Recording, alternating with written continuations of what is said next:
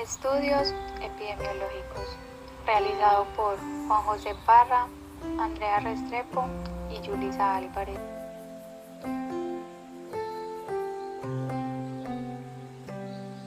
Estudio de corte transversal. Este estudio son estudios diseñados para medir la prevalencia de una exposición o un resultado en una población definida y en un punto específico del tiempo, un día, una semana o un momento en la vida particular.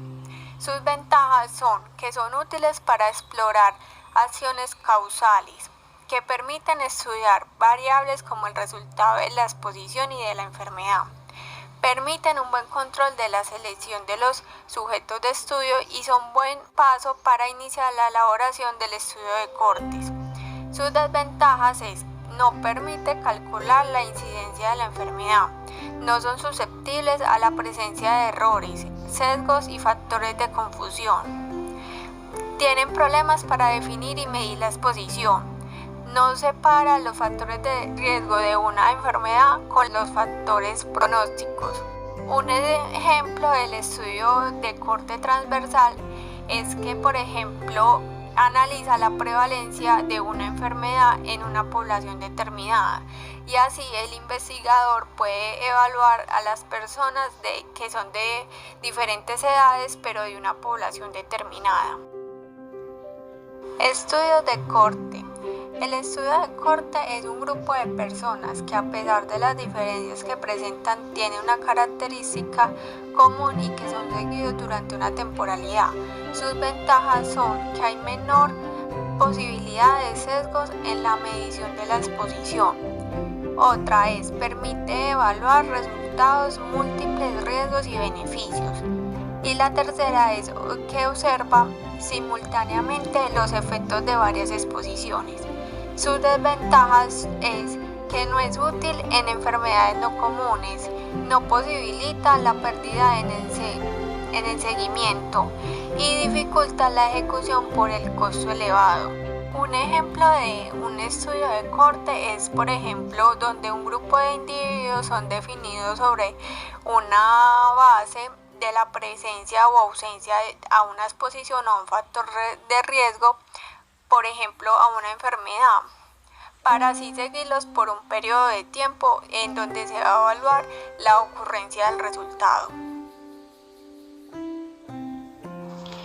Dentro de los estudios epidemiológicos tenemos los ensayos clínicos, que son un tipo de estudio descriptivo utilizados para describir asociaciones entre enfermedades o reportar complicaciones, mecanismos fisiológicos o efectos colaterales. Dentro de las ventajas tenemos que establecen un puente entre la teoría y la práctica.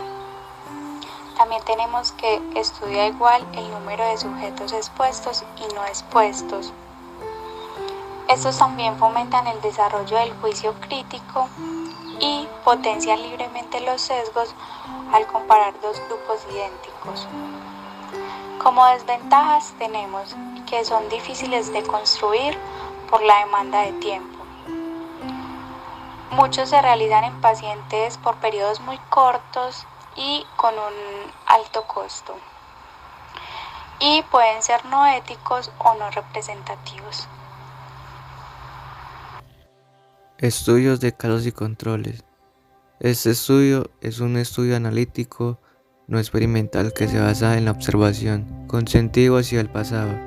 Se parte el efecto para estudiar sus antecedentes, en el que se seleccionan dos grupos de sujetos, un grupo que se llama control, en los cuales no tengan la enfermedad o efecto del estudio, y otro grupo en el cual los sujetos sí presenten la enfermedad.